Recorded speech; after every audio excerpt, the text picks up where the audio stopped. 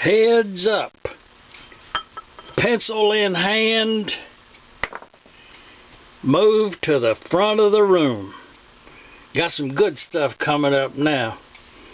You don't get this everywhere. You remember, you seen it here first. Gib-keys. Gib-keys.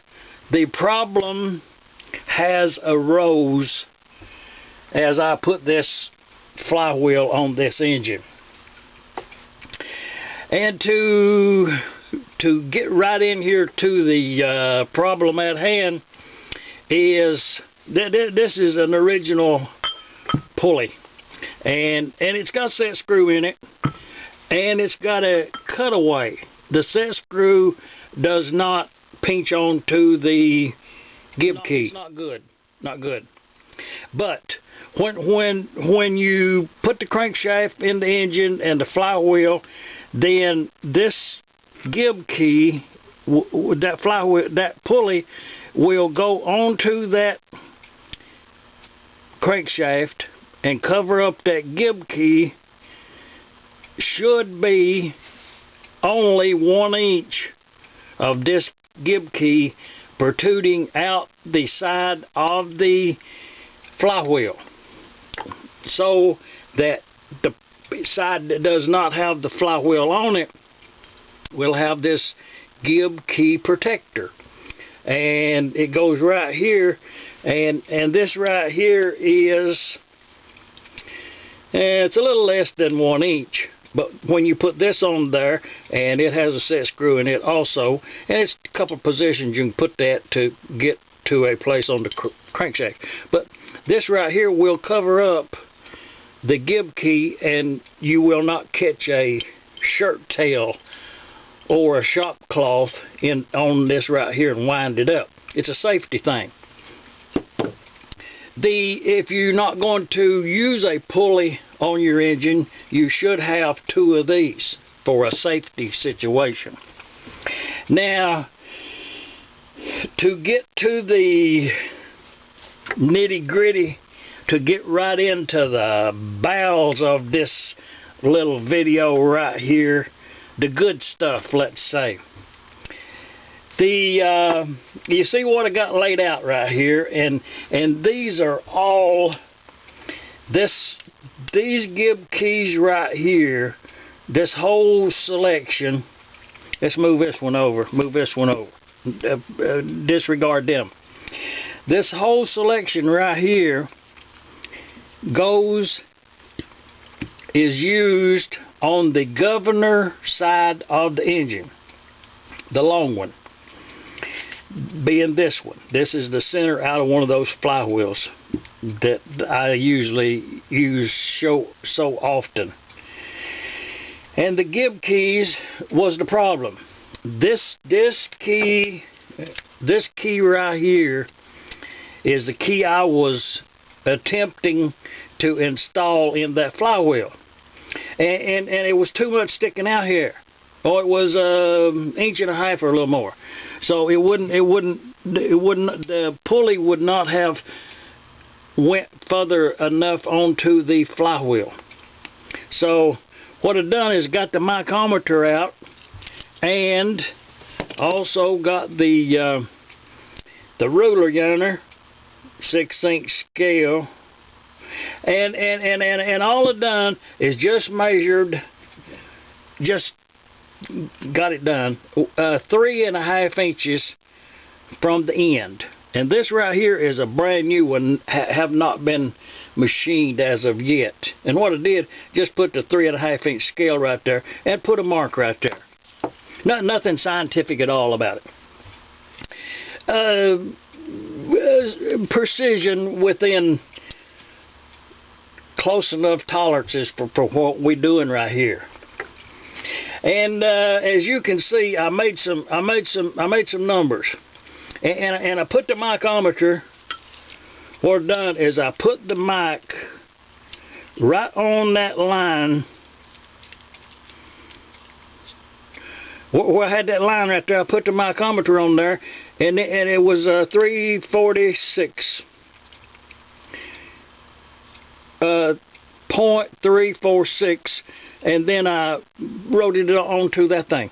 Okay, and that's what I did. And when you buy these right here, you can't use it like this right here. This is a brand new one. These are, and you have to machine them with a taper on there, a taper on the end, and then a long taper from one end to the other. Okay. When I done all of these measurements right here, and I done already writ them down here on this paper here, so that we might be able to see them. And even on the new ones over here, this is 4 new ones, and one of them was 346,000, 349 thousandths, 350 thousandths, and 351 thousandths, brand spanking new ones from the factory. That much difference in them. So, in this array right here, all of these right here, every one of these has been removed from an engine. And this one right here is the one that's in this 1926 McCormick-Deering that we are assembling today. And this is the one that was sawed off. And this would have been right here. Okay, this keyway would have been, it was sawed off in yonder, up in that. I could hardly. It was right there. That's where it was at. Okay, taking that much sawed off. If you compare it to here, you can see that they sawed off 1.25 inches of it was missing. Okay. Now, when I measured these, the less measurement, the skinniest one that I found, there were 2 of them that were 308 thousandths. That was the least. That was the least measurement right down here, 308 thousandths. Okay, the thickest one I found down here is 330 thousandths. Quite a difference. Quite a difference. So, and with all of these numbers, the one that was in the engine that had cracked that flywheel, marked out at 341 thousandths. This is the one that was in the engine, and that's how thick it was. So if you use an improper, that just goes to prove if you use a too thick of a, and this part down here is gone, so I cannot confirm how much the large end is, what that measurement is. But from 341, and I did replace the crankshaft and the flywheel, but I was trying to put a 328 in this engine here now, and it's too thick. This 328 right here, when I drive it in, it won't go in that pulley enough to where that I can put the pulley on. It needs to go in at least another 1/2 inch. So I'm going to have to use a thinner gib key so it can go on in. And I guess the point that I'm kind of getting around to, and not knowing any factory facts, I'm assuming that they fitted these gib keys. They kind of rough marks on every one of them. When you look at the tool marks, where that there's none of them that are the same.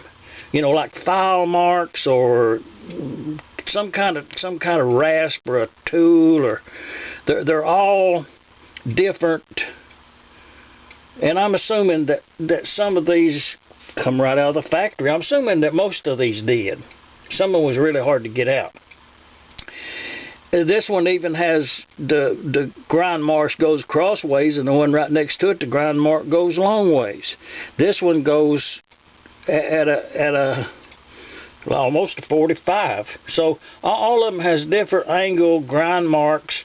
So they was not done on the same machine, no two of them. So I'm assuming that they fitted these gib keys for the reason that it needed to go up that far into this pulley hub to clear for that pulley. And you will find ones of them that's running engines that someone has worked on quite often, that the gib is it's too long, confirming that it's too thick. Two of them was 321 thousandths. There's a 320, a 3/16, a 312, a 324, 322, 330, 329, and a 328. And like I say, the original ones there's no two of them. I mean, the new ones. These are new, factory new. There's no two matching. And but I just thought we'd bring that to your attention, that the difference in these gib keys. When you're assembling an engine, you do have to fit the key to the engine. And this right here center is out of the magneto side of the engine. This is the center out of one of those flywheels. And this gib key here would go on this side, right there like that. And this is the one that was in that 1926 McCormick-Deering. This is the one I took out, and you can see how they bratted that thing up. It was I actually forgot how deep that was in there, but I think it was up to about right there. So, and that mark there, that's how much has to go up in there, that 4, and that one didn't. I think it went up to about, well, this was drove in there excessive, now that I'm thinking back.